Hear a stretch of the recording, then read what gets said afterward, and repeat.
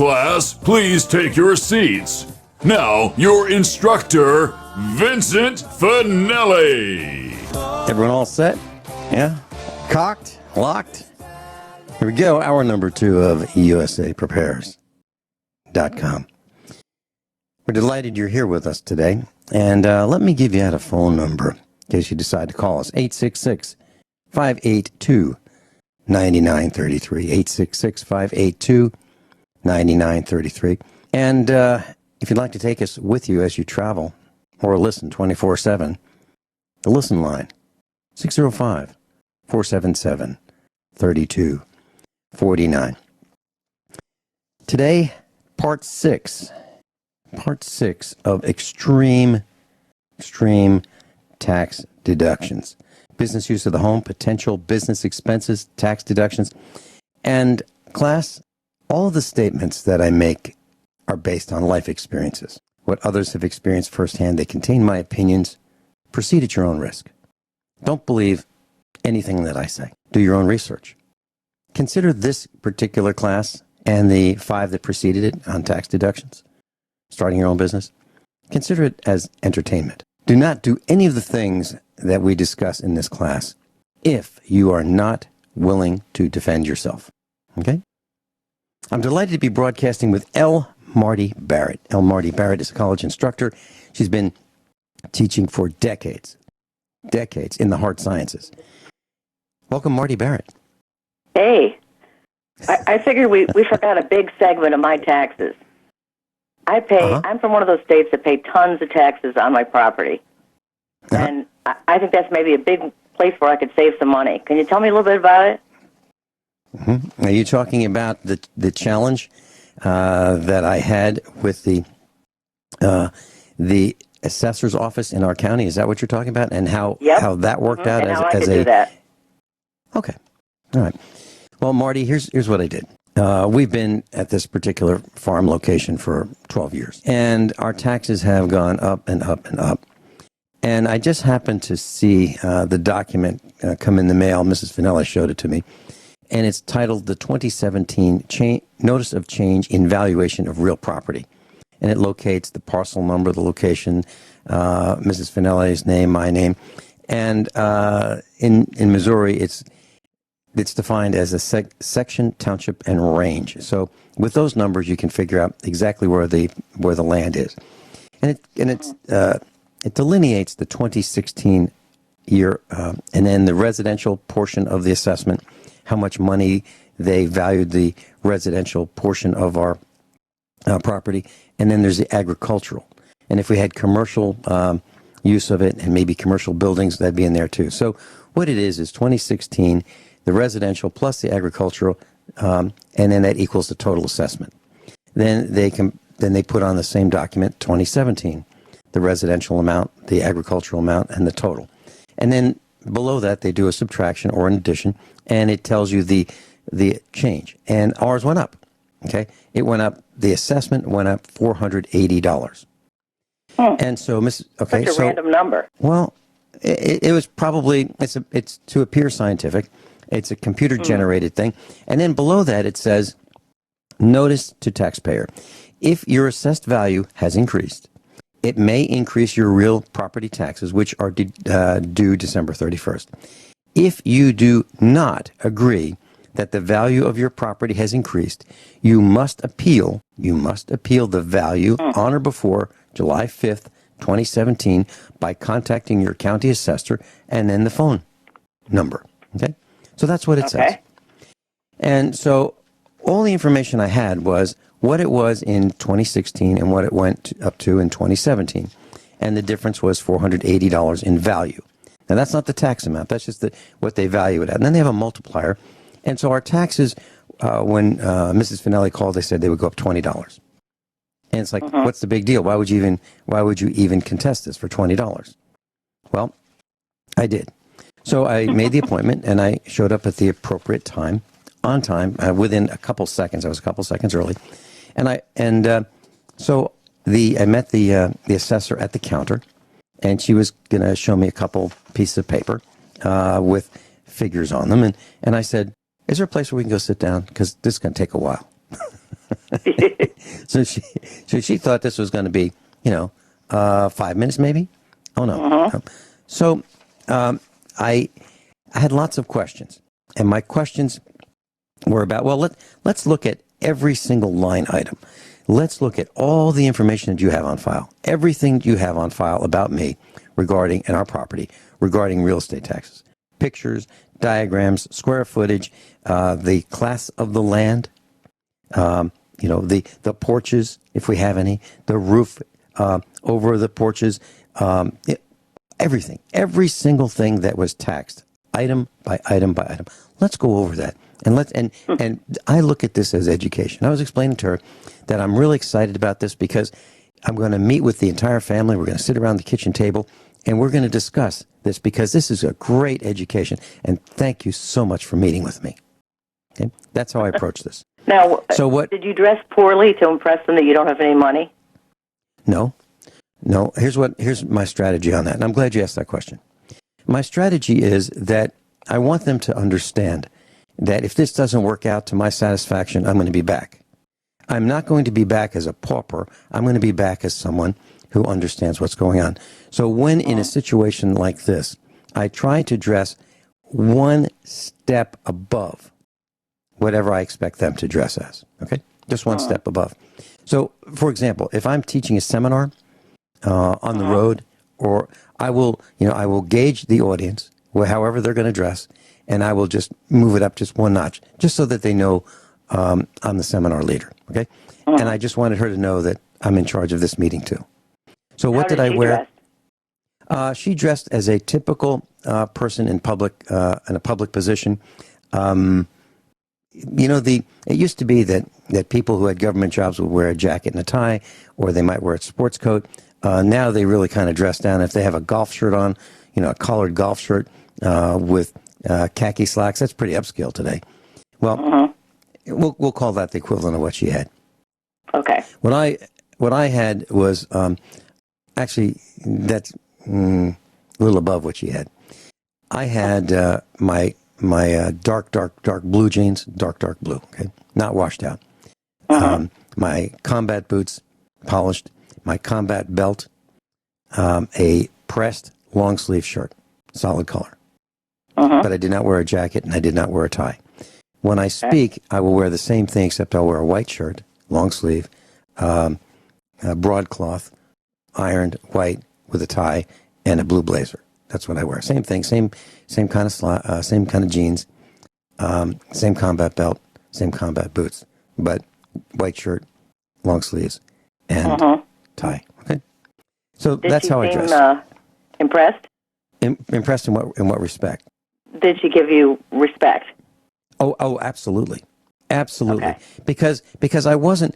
It wasn't like I had my arms crossed. My body language was not. It did not indicate I was ready for a fight. It was Columbo. I was Columbo, and I was confused. And I had a couple tools with me. I had a notebook, a spiral bound notebook.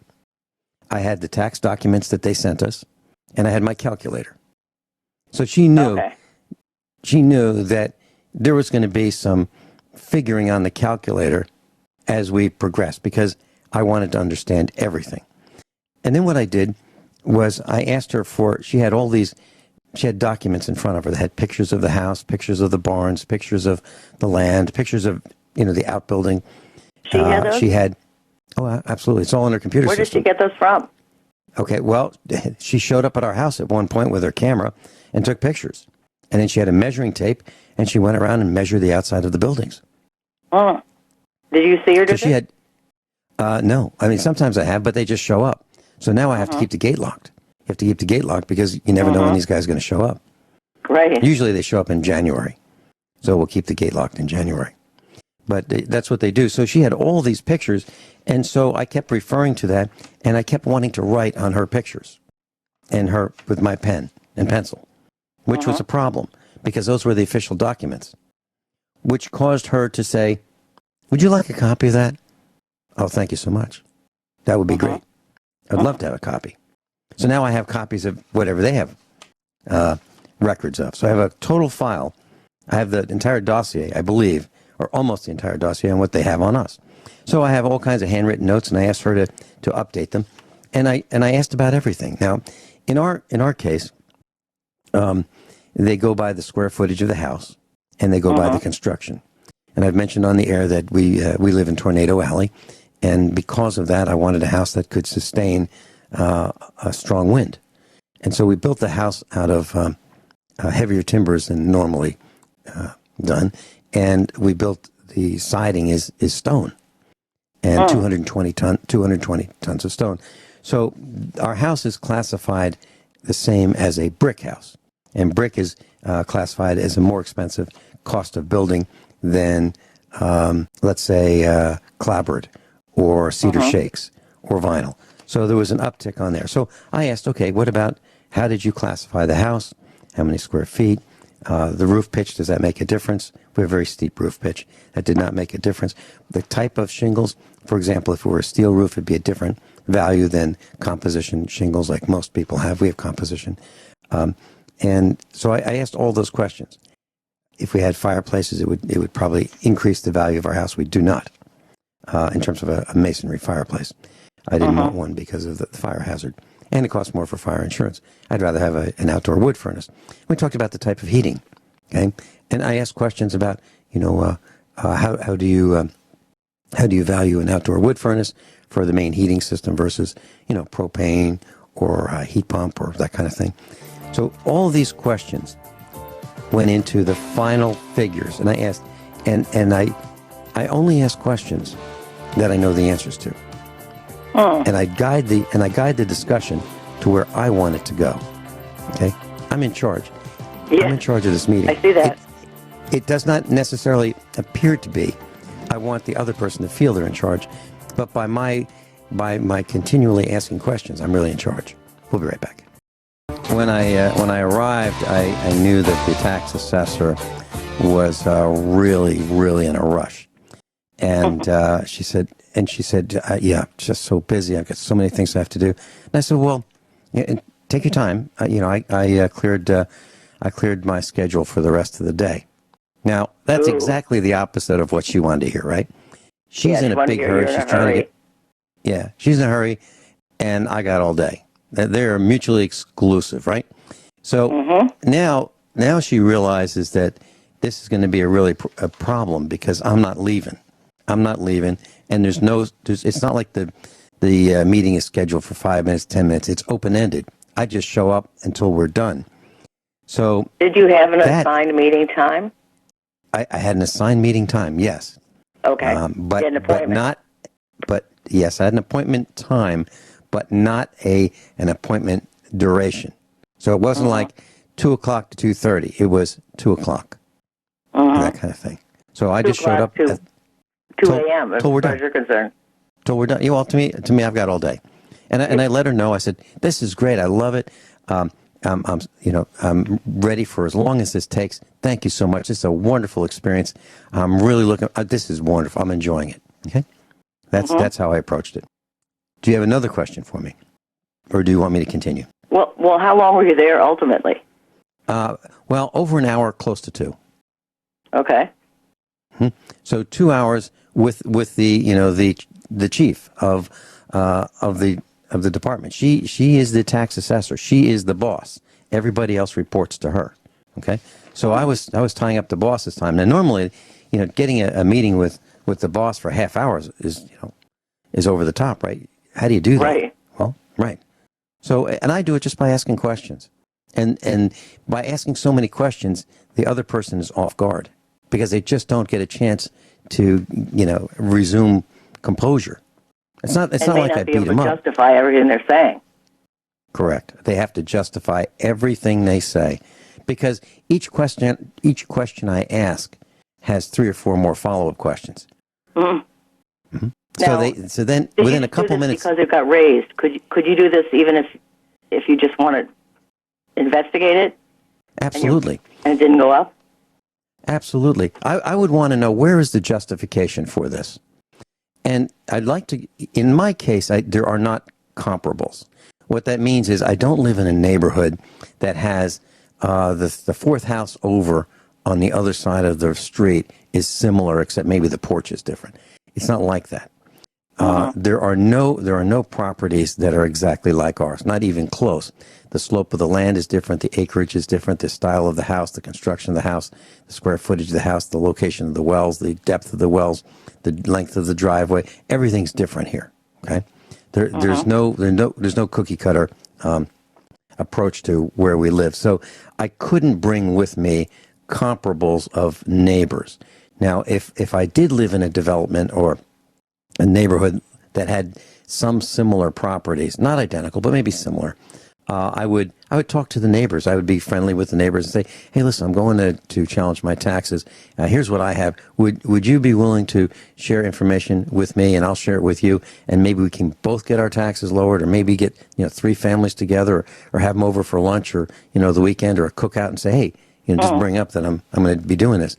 And then, because typically what happens in the corporate world and in job world, people do not share salaries. The companies try to say, well, you never tell your salary. Don't do that. It's like against the law or something. No, it's not against the law. What they don't want the employees to know what others are making, because then you can all ask for raises. That's what that's all about. So what I would do is cooperate with the neighbors. I would say, well, here's what mine are. I don't mind showing you. It's like it's a deep, dark secret. No, it's not. It's actually public information. If they wanted to look it up, they could. So the answer is to ask a lot of questions, but make sure you know going in. Look at your building plans. Look at the square footage of your house. Know those measurements, or have notes about how large your house is, how big the rooms are, that kind of thing. And then how about the builder's plans? Would that be a good thing to bring? Absolutely. Okay. If you wanted to, but I would do it in note form. I'd have that with me, but I wouldn't offer that. I wouldn't say, let's spread this out and look at it. I would only do that if I knew that I were right, and I wanted to challenge them. Say, well, here's the plans.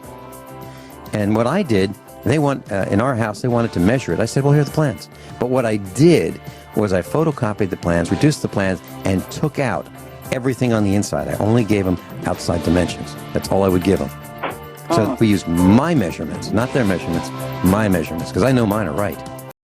Last couple quick announcements. I don't do this very often, but I've been invited to be a guest on John Stadtmiller's broadcast on Republic Broadcasting tonight at 6 p.m. Central Time. So I'll be there tonight, 6 p.m. Central Time, with John Stadtmiller on Republic Broadcasting. And Marty, I wanted to let you know that, you may wonder, is anybody paying attention to what we're saying? Well, I just checked TalkStream Live, TalkStreamLive.com, and it shows all the major broadcasts in the United States. And of about 100 different broadcasts that are running right now, we're number 21. So are people paying attention? Yeah, they're paying attention. And here's something interesting. So I mentioned at the beginning of the broadcast that you can appeal the valuation. Well, I don't look at it that way. I'm not going to appeal it. I want them to prove to me that they got it right.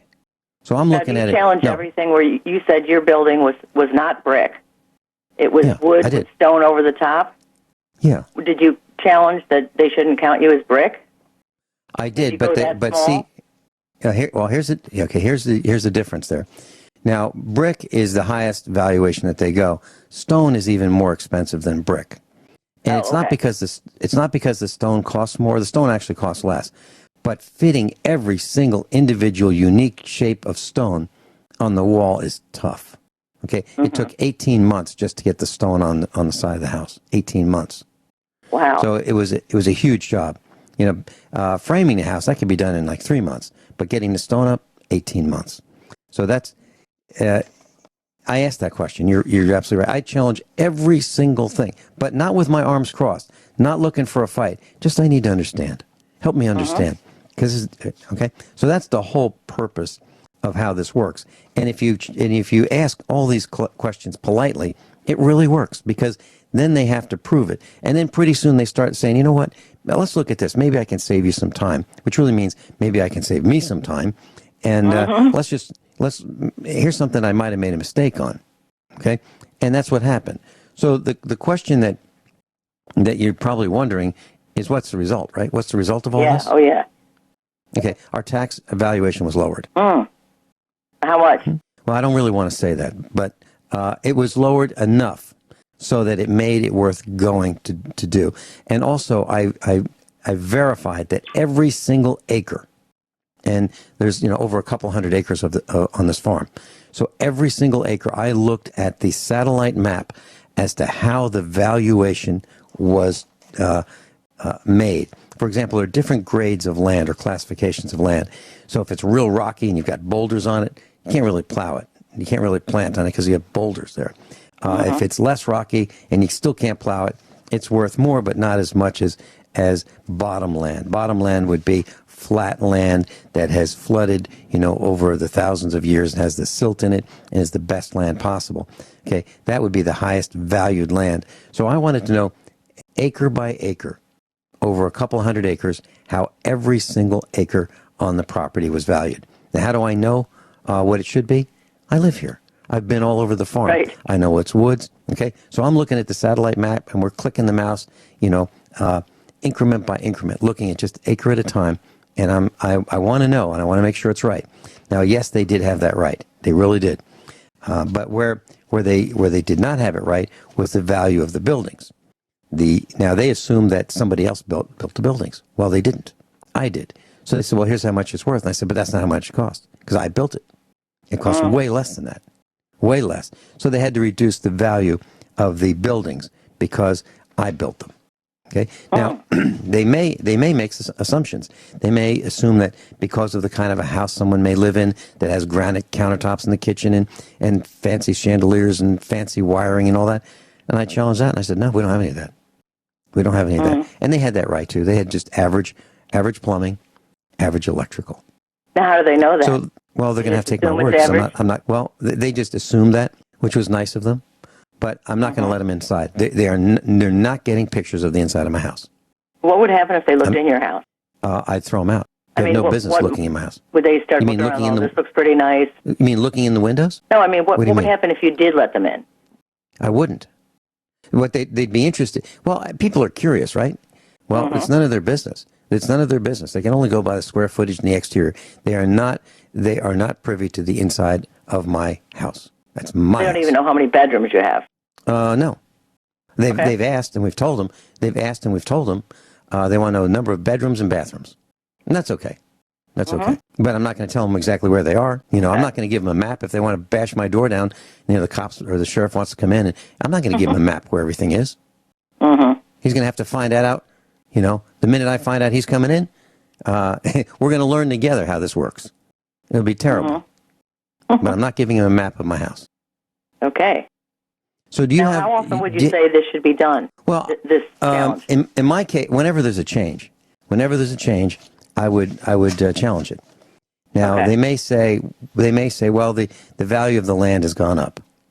Okay, they may say, well, per acre, the county's done this to everybody, and that's going to be it's going to be a tough nut to crack. I can't challenge that if it's applied to everybody. But if they say your residence went up, I'm going to say why. Your outbuildings went up. Why?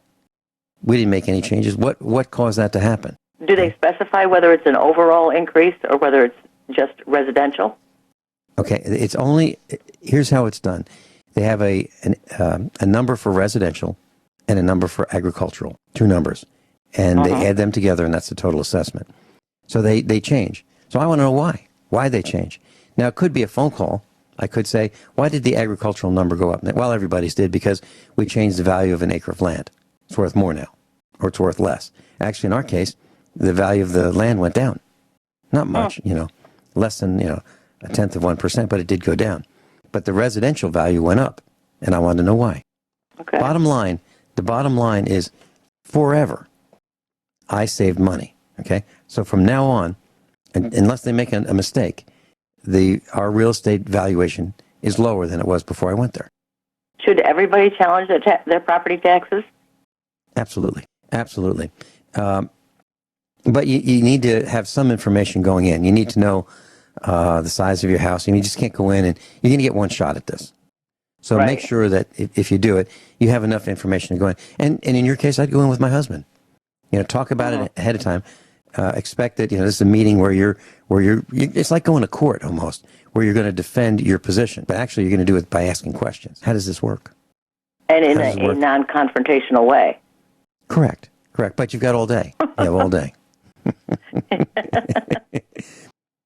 Well, I mean, they may say, "I'm sorry, I've got another appointment at 2:30," and you say, "Wow, that's too bad. I guess they'll have to wait." Questions. They'll just have to wait, right? Because I'm here now. It's like when, all over. Well, yeah, it's like calling the CEO of a corporation, and I'll call the CEO of a corporation, and they'll say, "I'm sorry, he's in a meeting," and I'll say, "Well, that's okay. I'll wait while you get him out." Do they? Yes, they do. It depends. It depends. They don't always do that. Sometimes they think, that guy's got some sense of humor. He's the CEO, and it's just some guy calling. But sometimes they realize that maybe it's really important. That's why I'm willing to wait. But nobody says that, right? Nobody says I'm willing to wait. Why you get him out? Mm-hmm. Yep. Do you make a habit of calling the CEOs of companies? Only if I need to. Only if I need to. Now, advertisers on this broadcast, when I hear a new advertiser, I will call them up. And I'll say, "Hey, thank you so much for advertising. I'd love to speak with the CEO." And then I'll introduce myself. And then I'll let them explain to me who they are, what they do, why they do it. And I want to know why they should advertise on the show. I don't get anything for it. I don't get compensated for it. But I want to make sure that if they're advertising, that it's a product that relates and a service that relates and a value that relates to our mission. Otherwise, they can't do it. Because I have an agreement with I have an agreement with the network that I can 86 any advertisers that I don't like. And which type would you not like? People who are dishonest. If I think they're dishonest, or if I've heard bad things about their reputation, if I think that they would cheat any of our broadcast classroom, they'd be gone. What about if they're damaging to the environment? I certainly wouldn't want that. Mm-hmm. I certainly wouldn't want that. Now, look, we beat up Walmart all the time. Okay? Mm-hmm. The Chinese factory outlet. I'll mention them, but I don't go out looking for fights. But if I think there's some damage that would happen to our classroom, absolutely, I stand firmly for our classroom. You don't want to mislead your listeners. Correct. And that's why we have such a high level. Most people feel that way. Most people feel the dollar rules. Oh, no, it does not.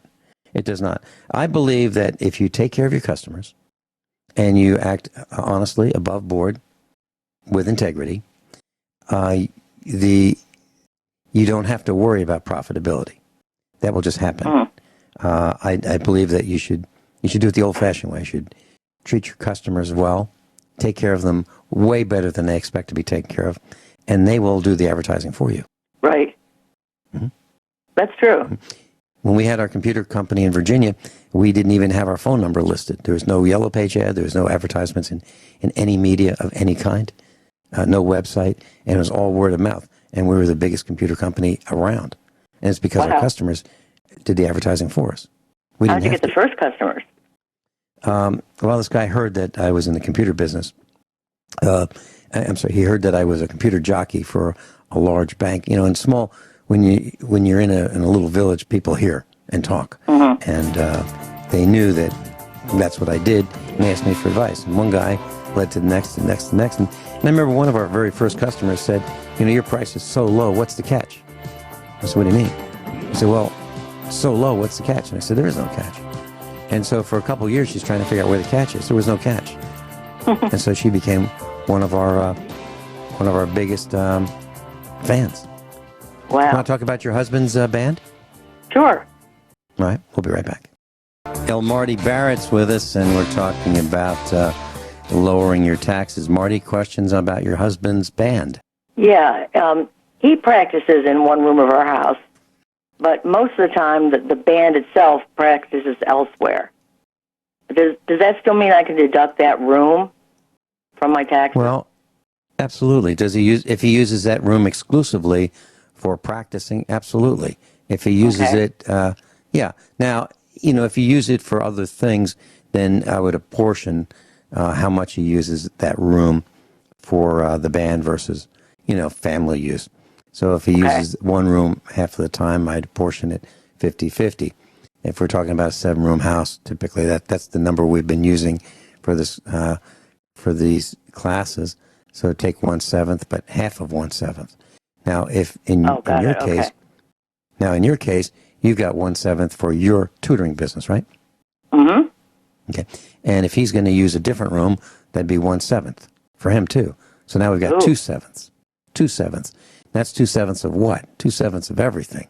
The household expenses, the electricity, the real estate taxes, the roof repair, the plumbing repair, all those things that that go into the operation of the house.